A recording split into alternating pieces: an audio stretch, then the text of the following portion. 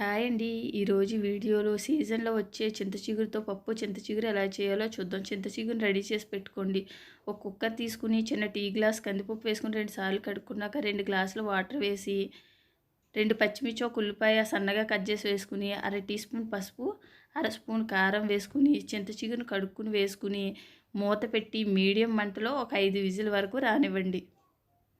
ఈ కుక్కర్ చల్లారినాక మూత తీసి పప్పు కూడతో బాగా కలుపుకుని సరిపడా సాల్ట్ వేసుకుని ఒక గ్లాస్ వరకు వాటర్ వేసుకుని పక్కన పెట్టుకోండి. స్టవ్ వెలిగించుకుని ఒక గిన్నె పెట్టుకుని గిన్నె వేడెక్కినాక మీడియం మంట పెట్టుకోండి. ఆయిల్ వేసుకుని 4 ఎల్లుల్లిపాయ రేకులు దంచి వేసుకుని జీలకర్ర, ఆవాలు, ఎండుమిర్చి, కరివేపాకు, ఉల్లిపాయలు వేసి ఇవన్నీ వేగినాక కొద్దిగా ఇంగు వేసుకుని ముందుగా ఉడికించుకున్న పప్పు చింత చిగురుని ఇందులో వేసుకుని కొంతసేపు ఉడికించుకుంటే సరిపోతుంది. పప్పు చింత చిగురు రెడీ అయింది. నేను వినాయక చవితి ప్రసాదాలు చేశాను. ఛానల్ నేమ్ కింద ఇస్తాను, తప్పకుండా ట్రై చేయండి. అంతేనండి. లైక్, సబ్స్క్రైబ్ చేసుకోండి.